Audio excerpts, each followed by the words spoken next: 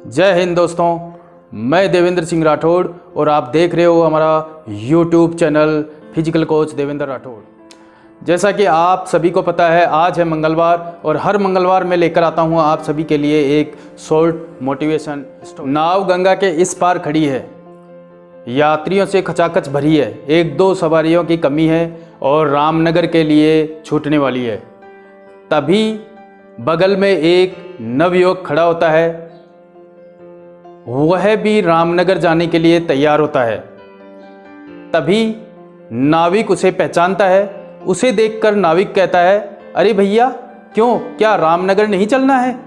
तो नवयुवक कहता है, हाँ चलना तो है। तो फिर क्यों खड़े हो वहाँ, चले आओ, जल्दी आओ। तो वह कहता है, नहीं, आज मैं आपके साथ नहीं चल सकता। क्यों, क्या हुआ? आज मेरे पास उतराई देने के लिए पैसे नहीं है। तो नाविक कहता है, अरे ये भी कोई बात हुई? आज पैसे नहीं हैं तो कल दे देना, आओ जल्दी आओ और नाव में बैठो। इस पर नवयुवक सोचता है कि मेरी माँ बड़ी मुश्किल से मेरा पढ़ाई का खर्चा उठाती है और अगर कल भी पैसों का प्रबंध नहीं हुआ तो मैं इस नाविक को कल पैसा कहाँ से दूंगा। यह सोचकर वह उस नाविक को कहता है, नहीं भैया आप जाओ, मैं आपके साथ नहीं आने वाला। इस पर नाविक ने अपनी नाव स्टार्ट की।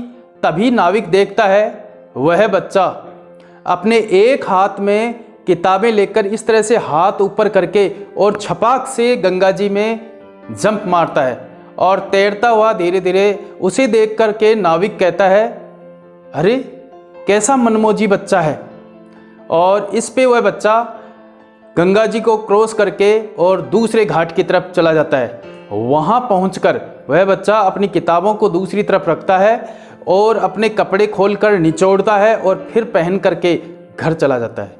जब घर पहुंचता है तो उसकी माँ जब उसकी यह हालत देखती है तो वह बड़ी घबरा जाती है कि क्यों, क्या हो गया बेटा, ऐसे कैसे हो गया, कैसे भीग गया तुम, तेरे पूरे कपड़े भीगे हुए हैं। तो वह सारी कहानी बताता है।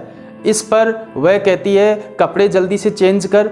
और इस पर वह अपनी माता को पूरी कहानी बता करके कहता है कि तुम ही बताओ माँ, मैं कैसे उस नाविक को अपनी मजबूरी बताता। और फिर वह खुद गरीब था, उसकी नाव में मैं बैठ करके फ्री में कैसे आ सकता था, इसलिए मैं तैर करके आया हूँ। इस पर माँ ने पुत्र को सीने से लगाया और कहा, बेटा तू एक दिन ज़रूर बड़ा आदमी बनेगा। जी हाँ दोस्तों, वो थे हमारे दूसरे प्रधानमंत्री लाल बहादुर शास्त्री, जिन्होंने प्रधानमंत्री बनते ही 18 महीने की समय में ही देश को प्रगति पर ले गए। तो वे आत्मसम्मान और स्वाभिमान और उच्च नैतिकता के धनी थे।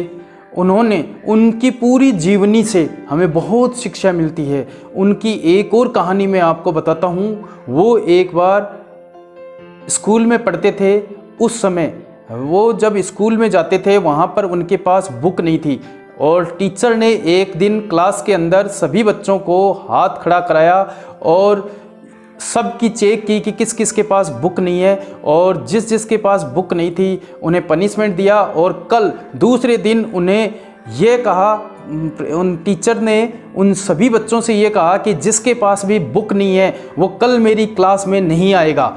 इस पर लाल बहादुर शास्त्री जी ने अपने एक मित्र से जिसके पास बुक थी उससे रिक्वेस्ट की कि एक रात के लिए आप ये बुक मुझे दे दीजिए, कल मैं आपको ये बुक वापस दे दूंगा। इस पर उनका जो दोस्त था वो उन्हें बुक दे देता है और लाल बहादुर शास्त्री घर जाते हैं और पूरी रात एक लालटेन की रोशनी के अंदर अपनी एक नोटबुक के अंदर हुबहू पूरी बुक को उतार देते हैं वो, और इतनी अच्छी हैंडराइटिंग में वो पूरी बुक को कॉपी कर लेते हैं। और दूसरे दिन जब वो जाते हैं स्कूल के अंदर तो जब बुक सभी की बुक चेक हो रही होती है, तो उनसे जब टीचर मांगता है कि तुम्हारी बुक कहाँ है, तो वो उस नोटबुक को उनके हाथ में दे देते हैं। और जब वो नोटबुक को खोल करके सर उसको देखते हैं तो वो देखते ही रह जाते हैं, हैरान रह जाते हैं। वो अपने शिष्य की मेहनत को और अपने गुरु के प्रति जो श्रद्धा थी उसको देखकर वो भाव विभोर हो जाते हैं। ये थे हमारे लाल बहादुर शास्त्री, जिनके आत्मविश्वास, दृढ़ निश्चय और उनके स्वाभिमान की हमें उनसे ये शिक्षा मिलती है कि हमारे को हमारी मजबूरियां, हमारी ज़िंदगी में आने वाली कठिनाइयों से बढ़कर हमें उनको पीछे छोड़ते हुए हम आगे बढ़ना चाहिए। जी हाँ दोस्तों, आपको पता होना चाहिए उनकी सरल स्वभाव और उनकी सादगी भरे जीवन में उन्होंने जब प्रधानमंत्री बन गए थे तो उन्होंने एक कार तक नहीं ली थी। वो थे हमारे लाल बहादुर शास्त्री जी।